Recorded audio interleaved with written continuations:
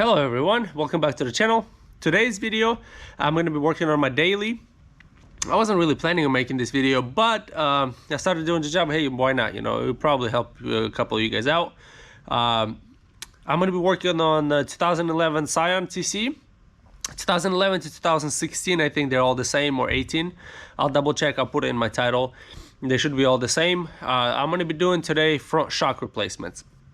So I'm going to show you guys how to remove the shocks, how I compress the springs, how to put new shocks in and all that. So yeah, this is going to be a DIY, do it at home job. So hope you guys enjoy it. Okay, so number one things I'm going to tell you guys, underneath the hood, you're going to have to take the wipers off. The wipers, I believe, are 17 millimeter or 15 actually, nuts, and then you take the wipers off. So you just press on the wipers and then pull it up, both of them, and take the cover off. And then there's going to be clips right here. You see here, here, here. There's going to be a couple of clips, and then clip here to remove on the sides, and then pull this cover off right here. So to pull these off, and then underneath there's the slide pins right there. You see those right there? There's one, there's the other one back there, a couple of them here. So anyways, and I just pull it up, and then what I did, it still was a little bit tight, so I just put a pry bar here and just kind of bent this. It's thin, pretty thin metal, so I bent it up, and then just remove these nuts from the shocks. But first you're gonna have to remove these two bolts. You're gonna have to get them untied. Let me get a flashlight really quick so I can show you guys. Right there. So let me just hang that right there. So those two bolts right there. There's a nut and a bolt. Untie those. Untie your tie rod, or I mean sway bar link, not tie rod, excuse me. And then there's gonna be a 12 millimeter or 13. Right there, there's a nut there that holds the brake line and the ABS speed sensor. You pull the bracket off the shock and then pull the sway bar link off, those two bolts, and then it's going to release pretty much the shock. It's pretty easy. Once you release this, it just drops. And then once you remove these three right here, 1, 2, 3, those are, I believe, 13 millimeter. I'll verify that in a second. Actually 14, not 13. Yeah, they're 14 millimeter nuts on top that you take off, and it just drops and it comes out, and it's pretty, and it just looks like that. So this one is the one I'm going to be showing you mainly because I already removed that one. It's my first time doing it here at home, so I wanted to see kind of how it is before I start, you know, telling you guys how to do it. So yeah, that's the order. But like I said, I don't know, there is probably a way you can probably, I haven't bent this one. I mean, I guess there is a way you can stick a wrench in there and just take it out. It's going to be a little bit more of a headache. See, on this side I haven't bent the back. All I did is stuck a pry bar there and just kind of bent this back like that. So it's pretty easy to bend it up or just move it up. So I would suggest just taking the plastic off and the wipers and lifting it up. But if you don't want to go through the headache of taking the wipers off and then this cover, then yeah, just get a wrench, a ratchet preferably, so it ratchets just like this, and then take it off like that without removing the wipers and the plastic. So it's possible, but it's going to be a little bit of pain because getting that nut started once you put the new shock in, it's going to be a little bit challenging. So I would suggest doing it this way. One thing I will tell you guys, this is a boot right here. So you see me, I had to glue one. I found one at home.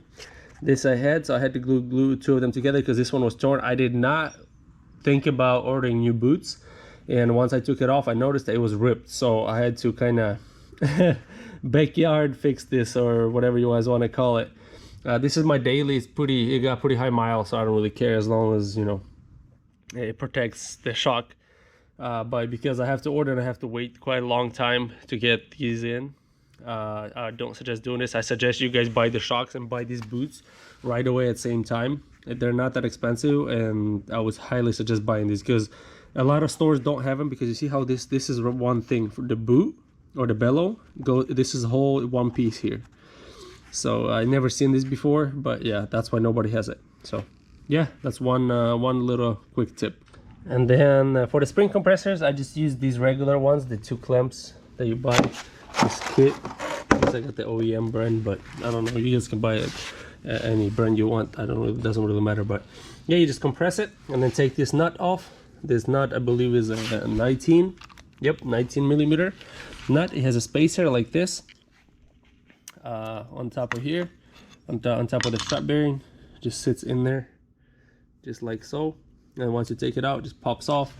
And then there's a little metal plate on top of the bellow.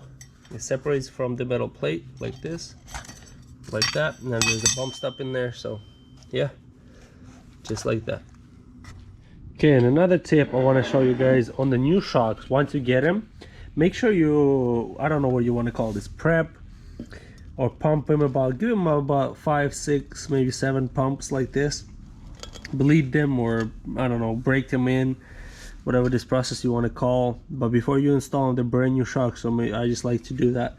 Just do it about 6, 7 times all the way down and let it go up. That just gets all broken in and ready to put in. So once you start driving, it's already kind of broken in. So instead of having if there's some air or whatever inside, just helps it break in. Just like that.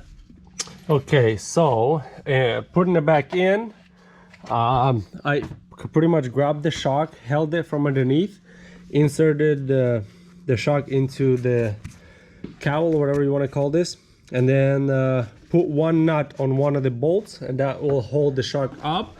And then after you got the shock up, just line up, just insert the I just put my knee underneath the knuckle and held it up, and then kind of inserted the knuckle into the shock, put one of the bolts in there, and then put the second one in, and then just put that bracket, the 12 millimeter bolt in there that holds the ABS sensor and then the brake line, and then put the what do you call it, the sway bar link in, and tighten that. To tighten that, yeah, obviously the inside of the link is gonna spin, so all I grabbed is just grab the little anything, metal or pry bar, and just pry it to a side to lock the stud against the shock, and then that will hold it in place, and then just blast the nut on with the impact, and that will tighten it up. So pretty straightforward, pretty easy job to do. And then after that, I put the other 2 nuts on there and then tightened them, this one with the impact and then the other ones with the wrench.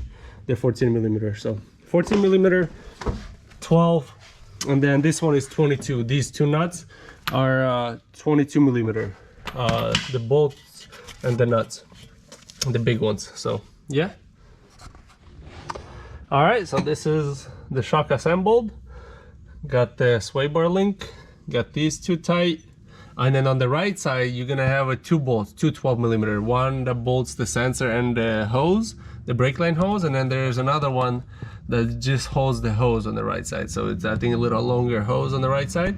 So there's 2 12 millimeter bolts, one here and one over there, and then these 2 big ones, and then that right there. That's all you have to loosen and tighten on the bottom, and then just tighten those 3 right there. That's it. And then we're gonna put the cover on, and then the wipers back on. Okay, so now we got the wheels on, got this cover on, these clear little clips, bolted up the cowl, the metal part, and then put this plastic part on, bolted up the wipers. Hopefully I lined them up. If not, I'm gonna have to take them off again and line them up. But yeah, all together, I only did the front shocks today, and I want to take the rest of the Saturday off and relax. So I'm probably gonna get to the rear ones later. But I installed, obviously, as I told you guys, KYB shocks. They're one of the better ones. I did my research, and people say the Bilsteins and KYB, they're pretty much about the same. I got the Bilsteins on my other car, so I installed these. I'm gonna take these for a ride, and I'll let you know whether they're telling the truth or not. You know, if they're just like cheap ones or they actually are good quality. I'll be able to tell you guys. So yeah, I'll go take it for a test drive and I'll let you know that. And yeah, so it's pretty basic install. If you guys have any questions about the install, or let me know, I'll include the Amazon links that where I got these from. I saved literally like 200 bucks on all four by just getting them single ones, you know, like left front, right front separately on Amazon. Then I would buy just the whole kit from somebody. I looked everywhere, and the cheapest one I found was, I think, like $350, and these ended up costing me like $250 all four. So yeah, anyways, I'll include these two in my link in the description down below. So yeah, anyways, let's get to the test drive and test them out. All right, now we're taking it for a test drive. So this is a fun little car. I love this. This is my daily, and I had this when I was much younger, when I was still in high school. I had one of these cars, that's why I bought him. But it's a very fun little car. Handles very nice, it's pretty peppy and fuel economic. So yeah, so I'm just gonna test out the shocks. Right off the bat, I can tell you that they are very nice. Let's see, I would have to go a little bit longer on that road, on some bumps and stuff, to see how it actually is. But already I notice a huge difference. Purposely, you know, I usually don't go on bumps and, you know, those metal cans or whatever you want to call them. Wow, okay. Yeah, it's very, very similar to my Bilstein. Like when you go over bumps, it feels like you're kind of going over sand. If I don't know if I can compare it that way. You go over a bump, it's like, and it's like it absorbs it so well that it kind of almost pushes it back. Like you really, I don't know, it's hard to explain. Let me see, there's a pretty bigger bump here. Yeah, it's like it just goes in and comes out. There's no play of any kind in the car. That's awesome, actually. I'm going to AutoZone here. I'm probably going to change the spark plugs in this car also, but man, this thing is nice. So what can I say? Are these shocks as nice as Bilstein's? Yeah, I would say it would be, if you would find the difference, it would be a very, very hard to find the difference between these and Bilstein's. I mean, I don't know about the, I didn't look into the warranty. I know Bilstein's, I think, lifetime warranty. I don't know about these ones, but if you're talking about quality ride, you're definitely gonna like them. The quality ride is awesome. So if you're considering Bilstein or KYB, I would say whichever one you can get the better price on. So if you're looking for top of the line, like really nice shocks for pretty affordable price and that would last you, I'm pretty sure KYB or Bilstein would be your two choices. And I would just say whatever you get a better deal on. So I wouldn't say, oh, Bilstein is better or KYB is better. It's kind of really hard to tell. They work very similarly and very nice. They're both, I think, gas shocks, so very nice shocks. So I would definitely recommend both of them, either or. So whichever one you can get a better price for. All right, so am I dirty right there? Probably. Anyway, so I drove it some more. Yeah, I still stand on my opinion that it's very, very similar to the Bilstein shocks. You'll have very, if you have two cars and you put Bilsteins on these, you're gonna have very hard time telling the difference between the two.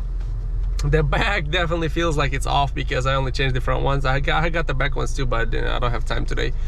But yeah, it just feels like you're going over, say, like very smooth bumps. You know how you, or the OEM shocks, when you go over a bump, you kind of have that little bit play. And these ones, you don't. You just, and you just kind of, you feel a really smooth absorption, and it doesn't let the car bounce a lot. And it's really nice. It's a really nice feel. If you can get one of the nicer shocks like KYB or Bilstein's, I say go ahead for it. Go ahead and do it. It may be extra, maybe 50 bucks or whatever for them in comparison to like getting regular shocks, but it's worth every penny, trust me. The ride quality and how long it's gonna last you, it's worth it. So thank you guys for watching this video. If you enjoyed it, you know, hit the thumbs up, subscribe to the channel, and if you have any questions, comment in the comments below. And as usual, see you next time.